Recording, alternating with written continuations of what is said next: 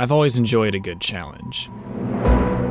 Over the past several years, I've realized that the way I get the most enjoyment out of nature is through the challenges it provides. Some challenges may be unwanted or unexpected. Others are self-inflicted. But when success is far from a guarantee, that's when I feel most alive, and that's what always leaves me wanting more.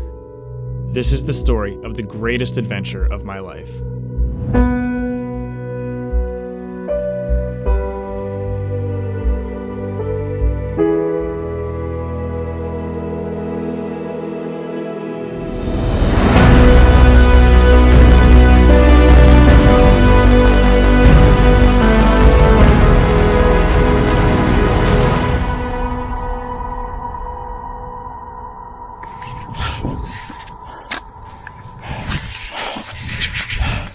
This is getting really difficult. Not joking. Less than 2 hours. I think I should do it though. I just gotta coast after the top of this peak.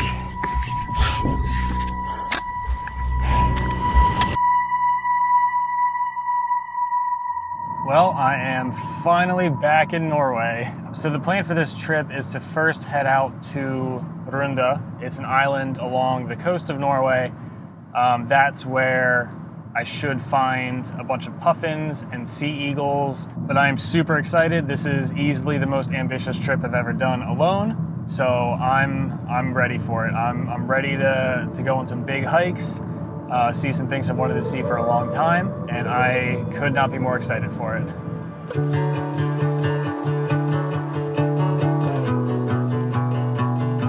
My journey began with a beautiful 7.5 hour drive from the village of Ferry to the coast. That may sound long, but I'm telling you, there's nothing quite like a long drive in Norway. Though I thought it would still be nice to break up the trip a bit, so I found a nice flat hike to a glacier in Jostedalsbreen National Park. After a long 28 months away, I was so ready to get my boots on a Norwegian trail once again.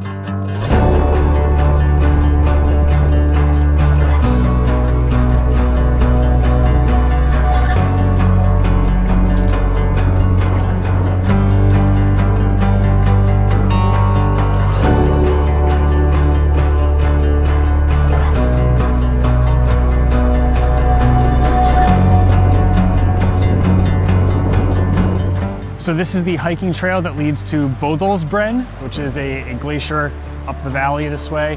There aren't too many people here.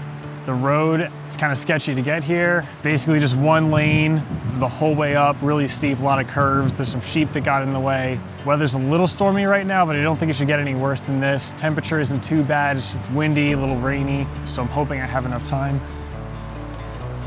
There's some sheep over there.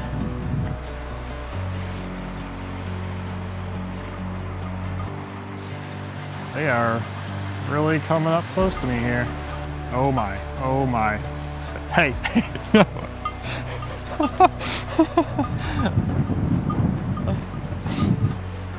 Anyway, as I was saying, I'm gonna follow those sheep up the trail here. Hopefully I have enough time to see the glacier and get back to my car and to the coast for a sunset tonight, and hopefully the puffins will join me for that.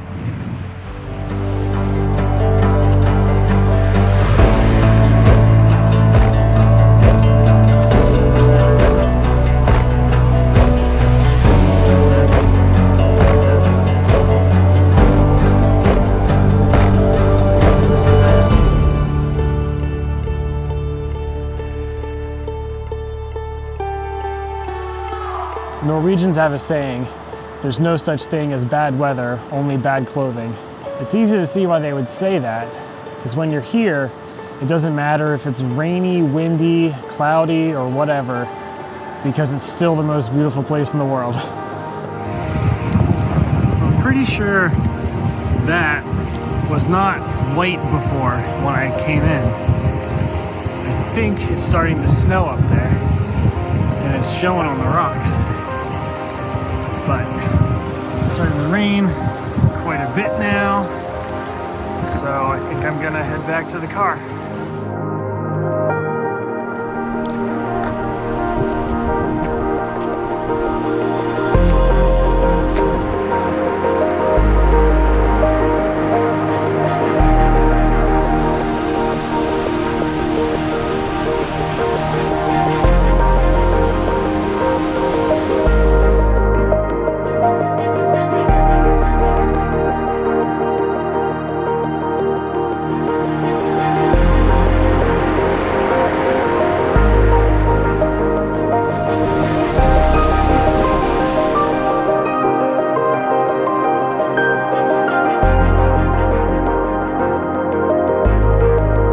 Despite the rain, it felt so good to finally get out on a hike in Norway again, and I could not be more anxious to get to the coast to see these puffins.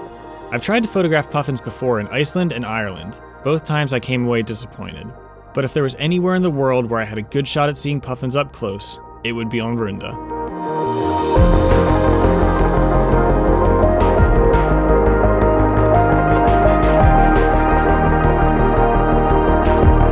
The coast of Norway is wild. Everywhere you look, there are mountains rising right up out of the ocean. You're almost always driving through a tunnel or over a bridge. There really isn't anywhere else like it in the world.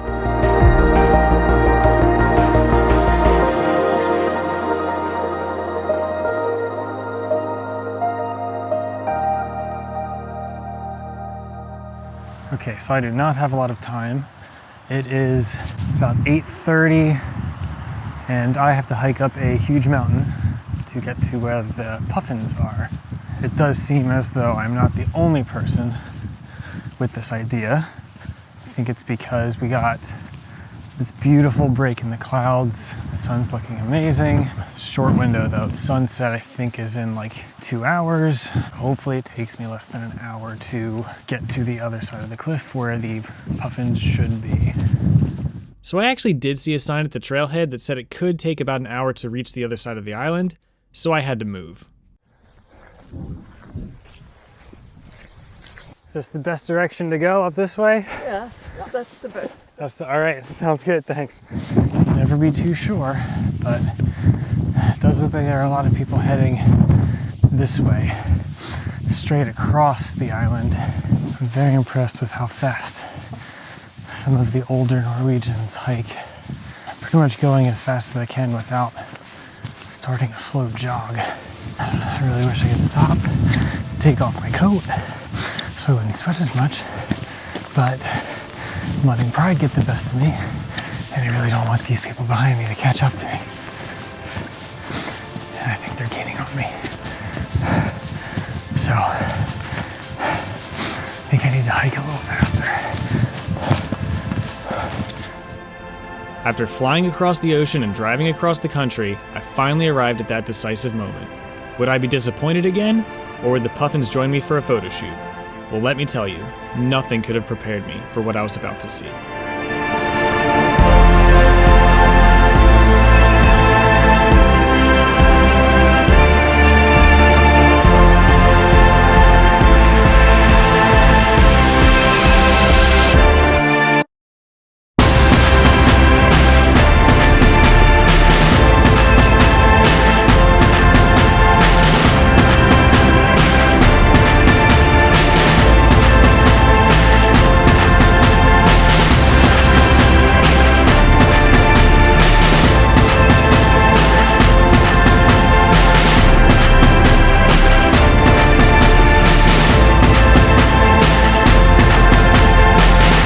I'm not exaggerating when I say that the puffin colony on Runde was the most amazing thing I've ever seen in my life. It was hard to believe that what I was experiencing was reality, that I was able to find myself standing on this little piece of paradise in a perfect moment in time. Just know that what you were seeing doesn't even come close to capturing this incredible experience.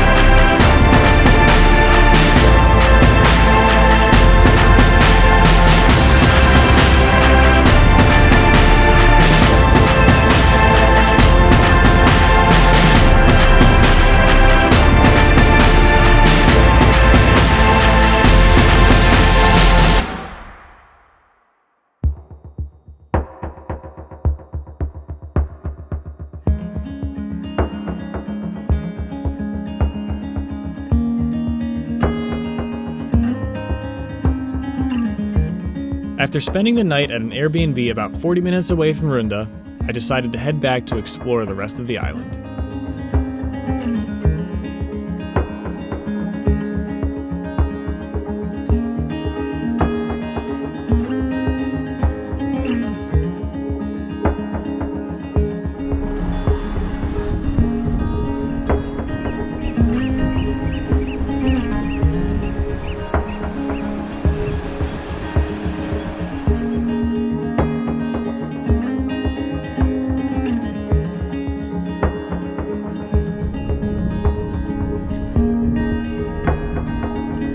I can't even describe how it feels to be here. This island is so cool. Just the feeling of being on top of a mountain, rising up out of the ocean is pretty unique, and one of the reasons why I love Norway so much.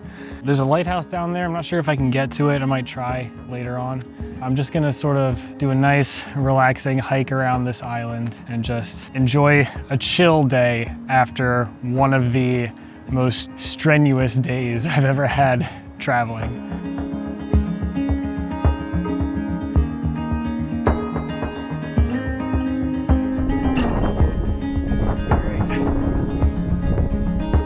In Norway, people have the right to roam basically anywhere they want.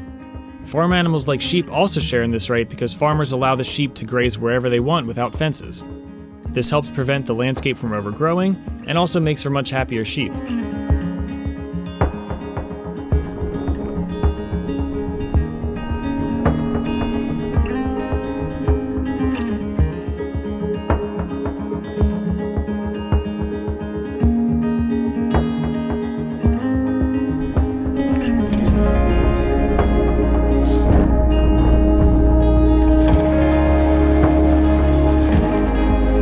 Norway is home to the largest network of hiking cabins in the world. There are over 550 cabins where hikers can experience an overnight stay in some of Norway's most stunning landscapes, like this one located right next to the ocean.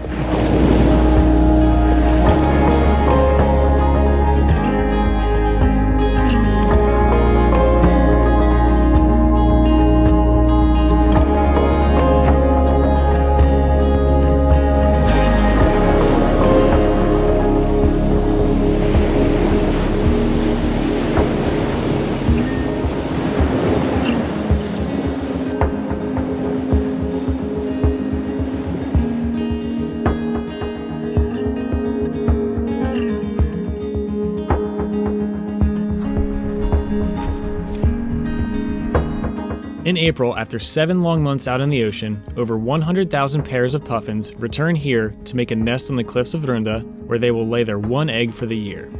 There are hundreds of thousands of other seabirds on the island as well, including white-tailed eagles and the northern gannet you see here.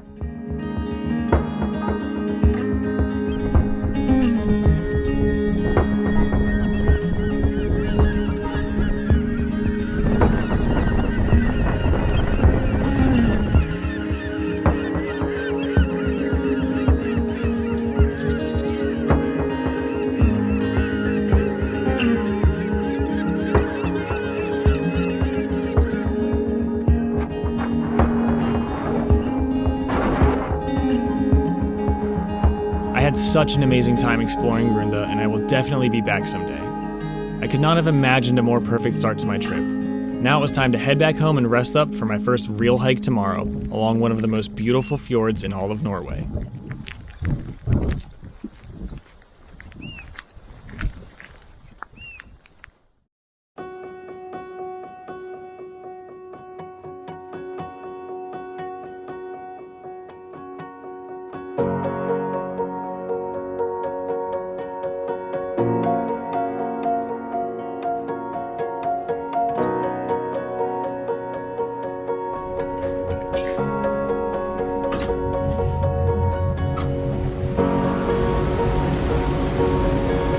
To get from the coast to my next hike, I could take roads or I could take a ferry. Either way, it takes about 3 hours. The choice to me was obvious.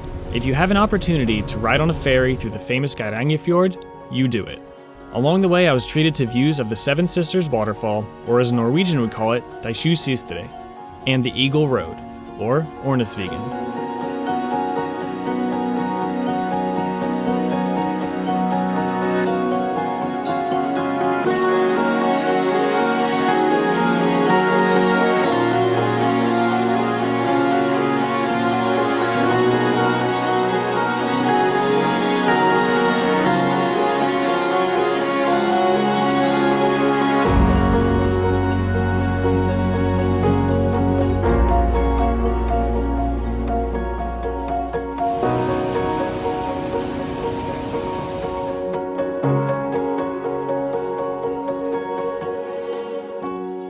The next challenge on my list was a hike up a mountain called Laushorna in Geiranger, one of the most famous fjord towns in Norway. Along the way, I will be stopping at Storseterfossen, a popular waterfall, before heading up a much less traveled trail to the peak of Laushorna, which sits at about 5,000 feet above the fjord. The weather wasn't looking great for the first half of the day, but there was a chance for clear skies around 3 or 4 p.m. I began my hike in the rain hoping I could find some shelter next to Storseterfossen while I wait for an opening to climb to the top of the mountain.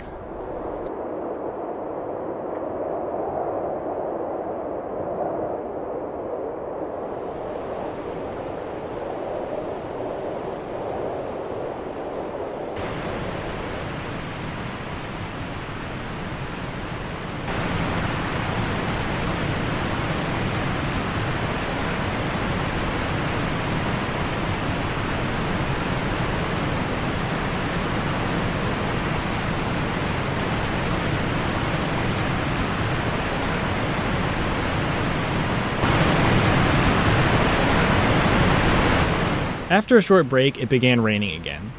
I texted my friend Colin for a weather update to see if it was supposed to clear up anytime soon. It still looked like the weather could break, and after about an hour of taking shelter under a boulder, it finally did. It was still very cloudy, however, and by looking up towards the top of the mountain, I could tell visibility would be extremely low up there. So I decided to hang out by the waterfall for a little while longer. There are definitely worse places to have to kill time.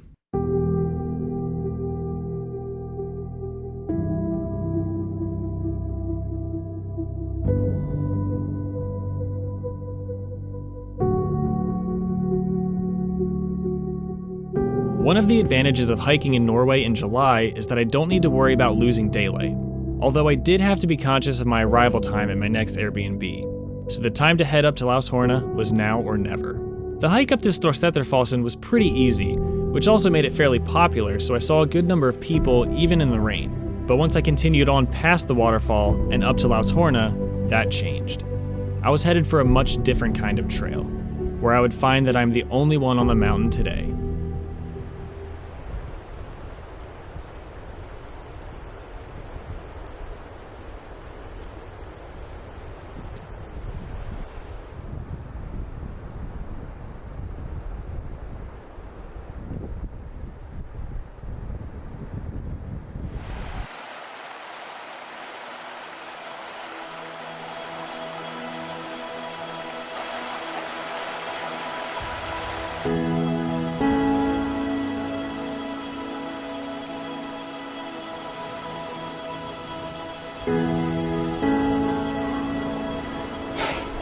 So this part of the trail is no joke. It feels like walking up a wall. I'm not sure how much longer this continues, but I've made decent progress so far, so I honestly don't know if I'll make it to the top, but I might as well try. I've always said that the Adirondacks are some of the hardest trails in the world that I've been to. I think this one beats any trail I've done anywhere. It is steep and long and luckily not too slippery, but pretty muddy. But can't argue with the view.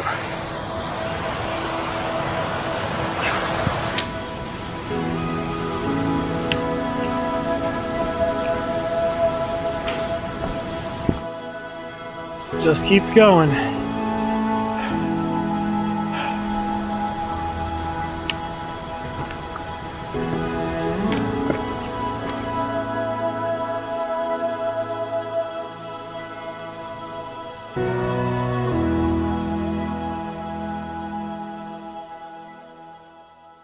I sort of relearned something about myself today, that as long as I see ground ahead of me, it is really hard for me to stop going forward. Unfortunately, what I see ahead of me right now, it's not good. It's a lot of snow. I'm not prepared for that. There's a lot of uncertainty under the snow. I consulted my map, and there's still another 1,000 feet to get to the top. So after double checking the map on the way down, I realized I was actually only about 300 feet from the summit. But I don't think this would have changed my decision to head back down the mountain since I was running short on time. After all the ups and downs of today, I'm not reaching the top, but that's okay. This is still one of the biggest adventures of my life, if not the biggest, probably the biggest day hike adventure of my life. I can't believe I'm up here right now with this view and all the equipment I need to film this kind of a shot. I'm just really happy about how today went. Those clouds are looking pretty dark, so I'm not sure I want to stay up here too much longer. I'm gonna head down, and I still gotta get to my next Airbnb. Hopefully I don't wake him up when I get there.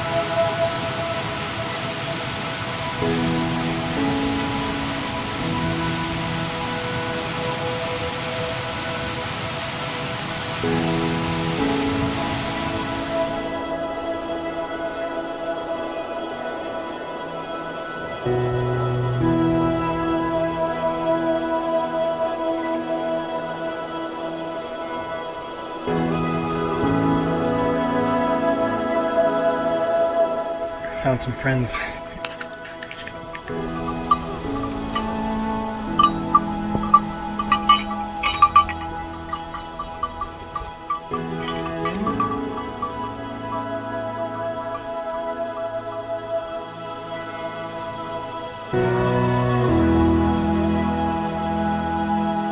I was a little disappointed that I failed to reach the summit.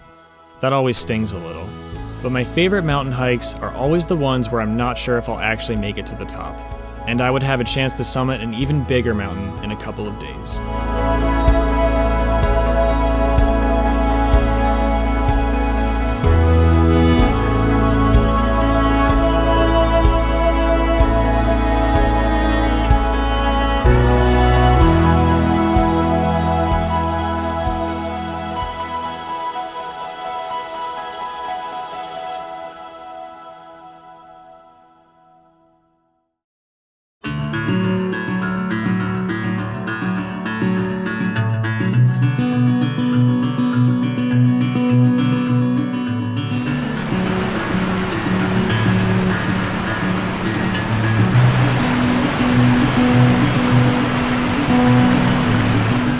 After a good night's sleep at my new home located along one of Norway's national scenic routes, it was time to head to Trollstigen, the most famous road in Norway.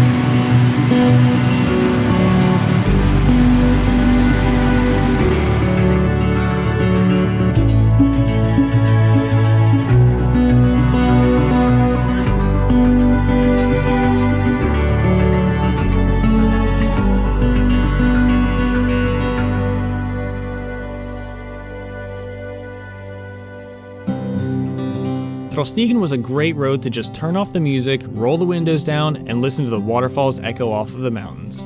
I've been seeing photos of this place for years. I knew it'd be pretty cool, but I was surprised by how mind-blowing it actually was to be there. Even compared to many other mountain roads I've driven in Norway, this one was special. There's a reason why it was so popular. It took me about 8.5 minutes to descend 2,300 feet to the bottom of the mountain. I would wind up driving up and down this road 3 times over the next couple of days. It never got old.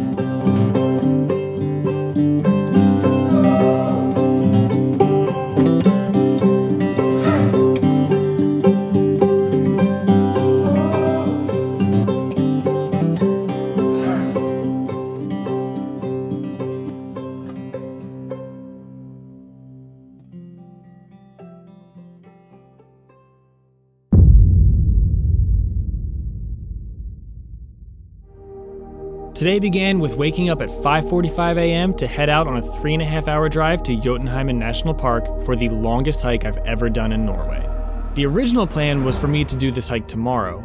Doing it today meant I would have to drive 3.5 hours back to my Airbnb at the end of the day. Not ideal, but the weather today was just too good to pass up. This was my last chance to reach a summit on this trip. And it was a beautiful day for redemption.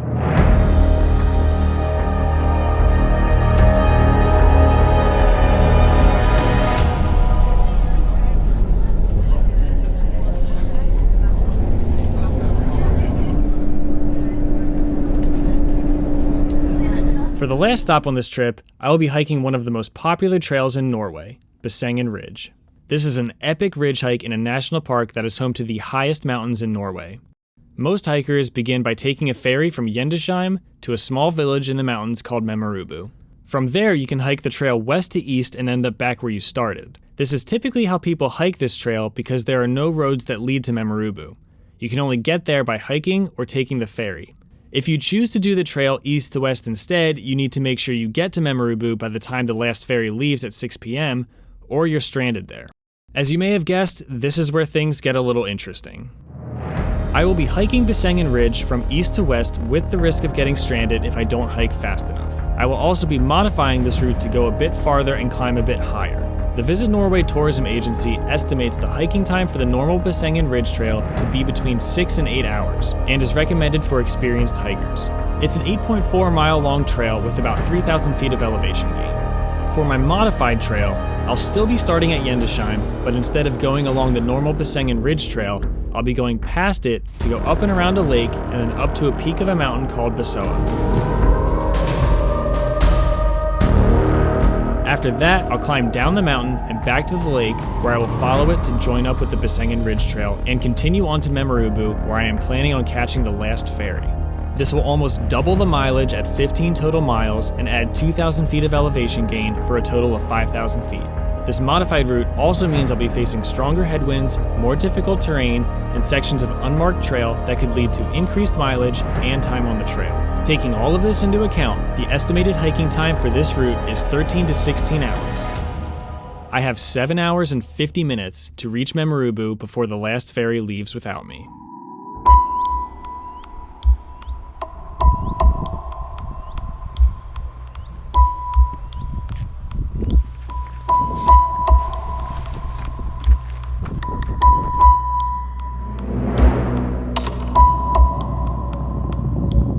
Sure, making good time so far. I don't believe any parts of this trail are going to be exceptionally steep like the last big hike. The only thing I'm concerned about are maybe large boulder areas. There's probably going to be snow towards the top, and that was a big problem last time, but this area of Norway, I think, is warmer and sunnier, so more of the snow should have melted by now. So that's the peak I'm heading towards. There's a lake here that I have to go around. So I'll be turning somewhere up here. Never mind, that's not the peak. That's the peak. I thought it looked a little off, but the good news is there isn't much snow at the top, so I should be able to make it up there. It's just gonna be really windy.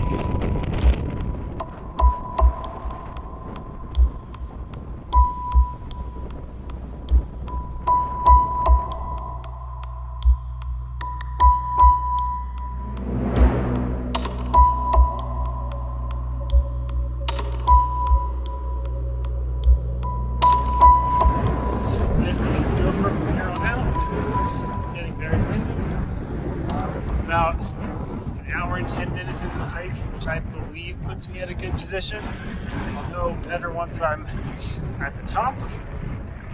Looks intimidating. Sure, it'll be windy up there, but I think the trail is very doable. I'm about an hour and 45 minutes into the hike. The wind may actually be dying down, so I could catch a break there. Just looking for the trail to turn off to the right to begin the ascent. It should be up here shortly.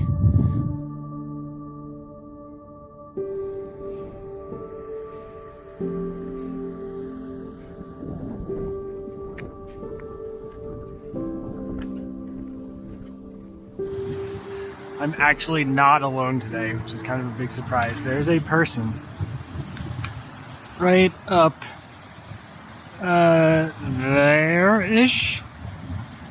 That little dot. I highly doubt you can see them, but let's see if I can catch them. The trail's getting a little hard to follow, but it looks like it's probably just supposed to go up in between these two snowfields.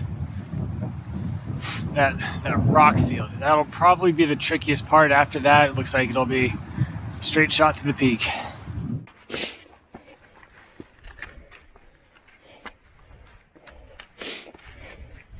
It's getting a little steep. I think if I go to that ridge line over there, it might be nicer terrain to get to the top. I see a footprint, so I believe that was the right call, and I think I'm on the right path now. Apparently there is a right path, which I didn't think there was. I'm gaining all sorts of knowledge the higher up I go. I'd see a definite path over there. And now I remember the instructions saying, go to the left of the snowfield. So I went to the right, got some bouldering action in, but that trail looks nice and easy. So I'm gonna head over there now. Yep, much nicer.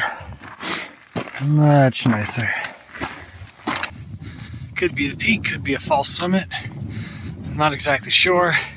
Don't really have time to look at the map. I just gotta keep pressing forward. Gotta make good time. And maybe I'll even be able to relax a little bit on the way down. The trail is a little tricky to follow. I have to stop every now and then and just search for a cairn. There's a lot of false trails, like these smooth sections. They're sort of all over the place, so not all of them are the trail. This one is. You just gotta keep an eye out. 2 hours and 40 minutes into the hike. Actually still pretty far to go until I get to the top. This stretch is brutal. It's just miles and miles of uneven footing, constantly looking for trail markers, way bigger than how it looks from the ground. I don't think you could see any of the peak from the ground. It is way out there. I was actually able to catch the people I saw off in the distance earlier, which was a good sign that I was moving fast, but this hike and time limit were both proving to be harder than I originally thought. I started to think about what would actually happen if I didn't make it in time, something I didn't really allow myself to think about leading up to this hike. It's getting hard. I still think I should be able to catch the ferry, but I am trying to push a little bit. It's getting tough. The final stretch to the summit seemed to go on forever. I had never been so anxious to get to the top of a mountain, not only because the clock was ticking, but also because this is by far the highest elevation I've reached in Norway. I knew the view would be incredible, and I felt so excited to be here on such a beautiful day.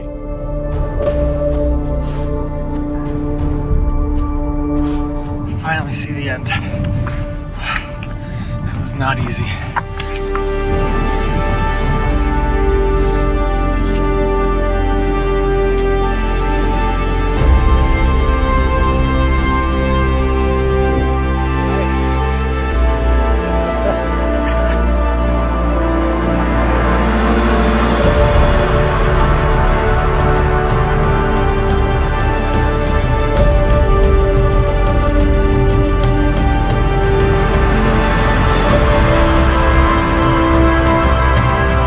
I was in awe and a bit relieved to have finally reached the summit. Seeing Jotunheimen National Park from 7,400 feet did not disappoint. This landscape was unlike anything I'd ever seen in Norway before. The temperature was probably right around freezing, but I knew I had a little while to enjoy the view before I actually started to feel it.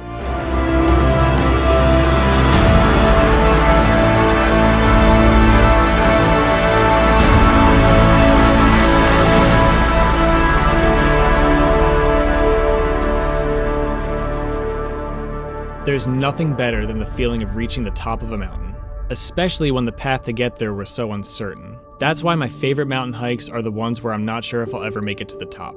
They keep me from taking experiences like this for granted.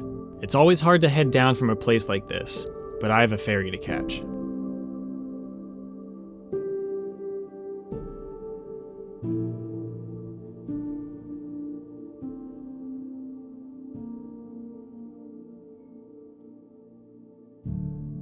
My wife and I. Today my friend, this is faster guy. And we're going to Besseggen. That's all, yeah. Besseggen. Yep. No, beautiful. Oh, it's great. Now it's amazing. Oh, yeah. I sleep better from here. Yeah. You feel super. Oh, yeah. Okay, man. Yeah, enjoy it. Yeah, Good luck. see you next time. Yeah. So that guy was a Tesla engineer from Poland. It's always fascinating to me meeting people from so many different countries while I'm in Norway. It seems like everyone in Europe knows this is the place to go if you enjoy hiking. One couple I met further down the mountain was surprised that I came all the way from the United States just to hike here. That's been a common theme among people I've spoken to this week, but I don't know, to me it shouldn't seem that surprising. This is the most beautiful place in the world, and it's only a 7-hour flight away, so of course I'm gonna hike here. Okay, soft ground once again. Feels so good. Alright, just made it down from the mountain. It's 3:02, so it took me about an hour and 20 minutes. It means I have about 3 hours to catch the last ferry. Should be doable. Just gotta make sure I keep moving. Take a quick water break, maybe eat something because I haven't eaten a whole lot. It's been going really good so far though. I'm excited to just sort of coast from here on out because I think the hardest part is definitely behind me. It wasn't. So the trail is proving difficult to find. I don't really have time to find it though. I gotta keep moving forward. Maybe I'll find it later, but I just know I need to head in that direction. And that's gonna have to do for now. All I needed to do was follow the lake back to the main trail, but I kept losing time by zigzagging all over the rough terrain. I did some quick math and realized that I was barely on pace after what I thought was a pretty fast start. I would need to take advantage of this flat section of trail to give me a bit of a cushion, so I started running off and on. Back on the trail, might have lost some time going that way, sort of like up the side of the mountain a little bit, but I'll try to make up a little bit of time while it's flat. There's the trail. Man, it's not easy to follow. Alright, so now it should be a straight shot along the lake, rejoined with the Besseggen Ridge trail. Take that down to Memorubu.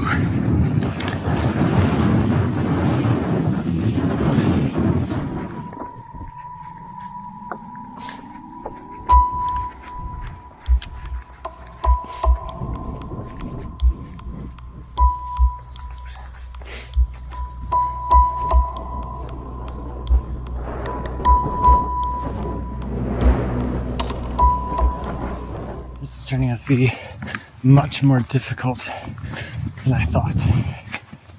I'm getting close to Besseggen Ridge, but I do think there is one more major climb. So, sort of unsure at this point.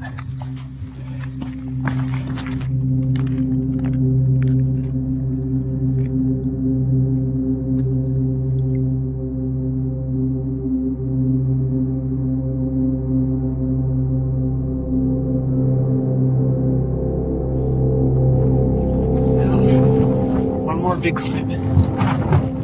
This actually wasn't the last climb, not even close, and fatigue was starting to set in. Every 300-foot climb felt like 600, and after every climb I'd see another one right ahead of me. With the amount of time I had left, slowing down wasn't an option. I had to keep pushing. Okay, so there's been like 4 last climbs. This is getting really difficult. Not joking. Less than 2 hours. I think I should do it though. I just gotta coast after the top of this peak.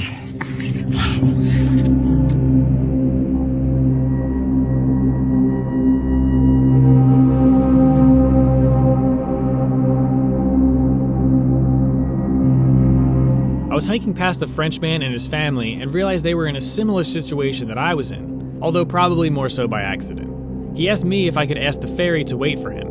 I told him I would try, but from what I read online, I knew that was no guarantee.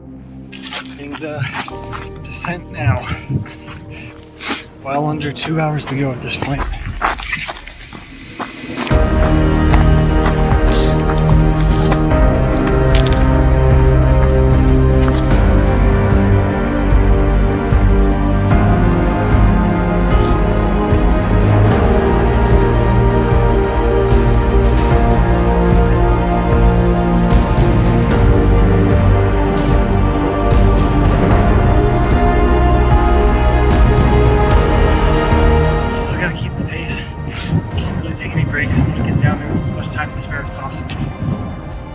As I began the final descent, I was able to start coasting at a pretty good pace. Before too long, Memorubu was in sight. I've never felt so relieved to be able to see my final destination.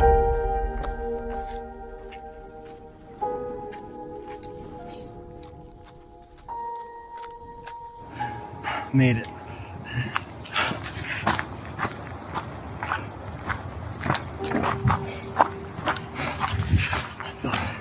So dead.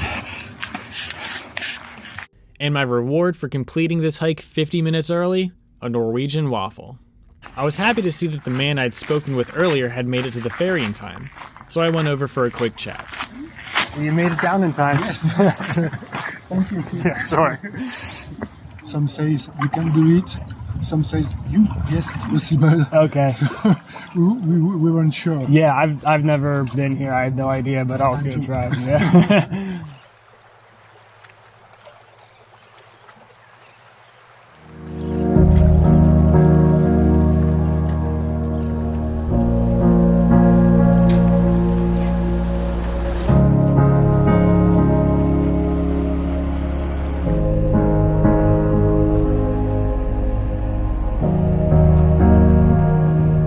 After boarding the ferry, I was excited for some great views of the ridge I had just hiked. But after filming a few shots, I started to feel strange. For reasons I won't get into, I wasn't able to eat very much on this hike. Before the waffle, I had only eaten about 800 calories today, so I thought maybe my body was somewhat shocked at the sudden intake of carbs. I don't think I was dehydrated as I drank 48 ounces of water over the last hour alone, but every few minutes I noticed I was feeling worse. I was getting very weak and I was starting to wonder if I was going to be able to drive 3.5 hours back to my Airbnb. I spent the last 15 minutes of the ferry ride sitting on the floor of the bathroom in case I got sick. When I got off the ferry, I could hardly stand. And after a short shuttle ride, I struggled to walk across the parking lot. I just wanted to lay down in the gravel. That would have attracted attention, but part of me thought I might need to attract attention to myself if I actually needed help. Very slowly, I made it back to my car, and I just sat there motionless for about 20 minutes until I felt like I had the strength to text one of my friends for nutrition advice. After another 20 or 30 minutes, I started to feel like myself again.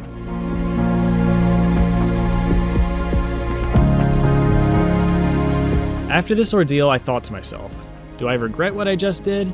And the answer was a confident no. It was an experience that I'll never forget, and like I said, I've always enjoyed nature through the challenges it provides. Then I thought to myself, would I ever do something like this again? The answer again was a confident no, at least for a short while. On the long, beautiful drive back to my Airbnb, I felt an overwhelming sense of gratitude for the adventure I had just been on and this trip as a whole. I'm constantly daydreaming about stuff like this, and the fact that I just lived it made me feel whole. Coming up with this challenge for myself was unlike anything I'd ever done before, and it made me feel a way I've never felt before. It just felt so incredibly good to reflect on what I did today, knowing I had just been on the greatest adventure of my life. By the next morning, I was already thinking of what I could do to top this challenge.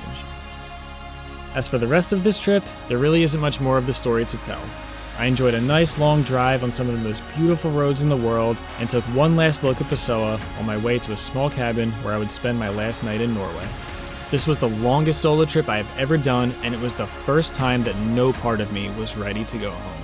But you always have to come back down from even the best mountaintop experiences. All I could do now is get excited for the next one, and find the next last ferry I can chase.